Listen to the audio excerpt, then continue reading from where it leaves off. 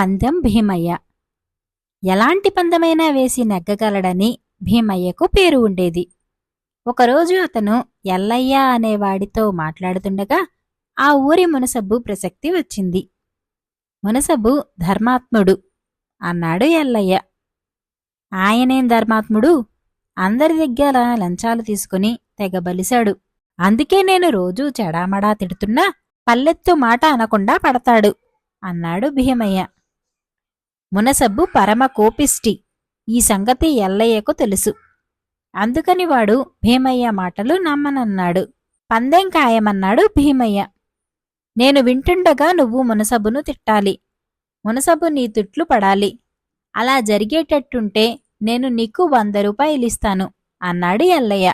సరే అయితే స్నానం చేసి వస్తాను ఉండు అని భీమయ్య లోపలికి పోయి కాసేపటికి బయటకు వచ్చి, నేను మునసబును తిడుతుంటే నువ్వు ఒక్క మాట కూడా మాట్లాడకూడదు మరి అన్నాడు. ఎల్లయ్య సరేనన్నాడు. ఇద్దరూ కలిసి కొంత దూరం వెళ్ళాక భీమయ్య ఎల్లయ్యతో, పందెం నెగ్గటానికి నా పద్ధతులు నాకుంటాయి. ముందు నన్ను వెళ్ళని, కాసేపాగి నువ్వురా. నువ్వు వచ్చేసరికి నేను మునసబును రకరకాలుగా తిడుతుంటాను. ఆయన అవన్నీ శాంతంగా వింటుంటాడు అన్నాడు. ఎల్లయ్య సరేనని వెనక్కు తగ్గాడు.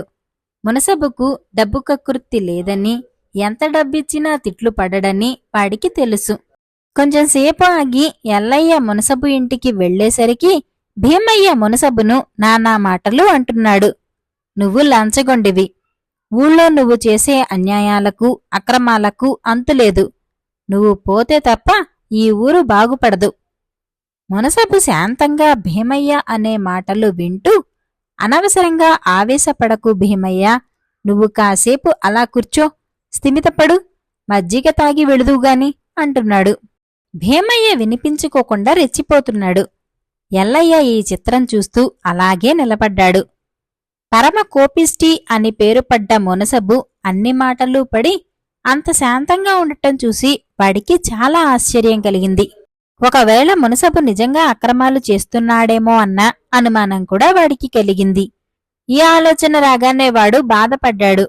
ఎందుకంటే వాడికి మునసబు అంటే ఎంతో భక్తి. తిట్టి తిట్టి అలసిపోయి కాసేపటికి చతికిల పడ్డాడు భీమయ్య. భీమయ్యకు మజ్జిగ ఇయ్యమని మునసబు తన పెళ్ళానికి కబురు పెట్టాడు. ఆవిడ భీమయ్యకు మజ్జిగ ఇస్తూ వాడి చేతిలో 100 రూపాయలు పెట్టింది. ఆ డబ్బు ఏమిటే అని మునసబు అడిగాడు. ఎల్లయ్యకు మీరంటే ఎంతో భక్తి గౌరవము కదా, మిమ్మల్ని ఎవరైనా పల్లెత్తు మాట అంటే సహించలేడు కదా. ఆ మాటే నేను అనేసరికి భీమయ్య అదేమీ లేదని, మిమ్మల్ని ఎవరైనా తిట్టినా వాడు చూస్తూ ఊరుకుంటాడని అన్నాడు. 100 రూపాయలు పందెం కాసి ఓడిపోయాను అన్నది మునసబు భార్య. మునసబు ఎల్లయ్య కేసి తిరిగి, ఏరా ఎల్లయ్య, భీమయ్యకు పిచ్చి పట్టినట్టు నీకు తెలిసినేమిటి అని అడిగాడు. ఎల్లయ్య ఆశ్చర్యంగా, భీమయ్యకు పిచ్చేమిటండి అన్నాడు. నీకు తెలీదా, విడికి ఉన్నట్టుండి తెక్కరేగుతుందని, అప్పుడు ఎవరిని పెడితే వాళ్లను నోటుకు వచ్చినట్టు తిడుతూ ఉంటాడని, ఎదురు చెబితే మరీ రెచ్చిపోతాడని శాంతంగా సర్ది చెప్పి కాస్త మజ్జిగ దాహం ఇస్తే తేరుకుని మళ్లీ మామూలు మనిషి అవుతాడని కొంతసేపటి క్రితం ఒక మనిషి వచ్చి నాకు చెప్పి వెళ్లాడు అన్నాడు మునసబు. ఇలా 4 రోజుల నుంచి జరుగుతున్నదటగా అన్నది మునసబు భార్య. భీమయ్య స్నానం చేసి వస్తానని లోపలికి వెళ్లిన సమయంలో ఈ అబద్ధం మునసబ్బుకు చేరవేసి ఉంటాడని ఎల్లయ్య గ్రహించాడు. వాడు నోరు తెరిచేలోగా భీమయ్య వాణ్ణి సమీపించి 100 రూపాయలు తీసుకుని మెరుపు వేగంతో అక్కడి నుంచి వెళ్లిపోయాడు.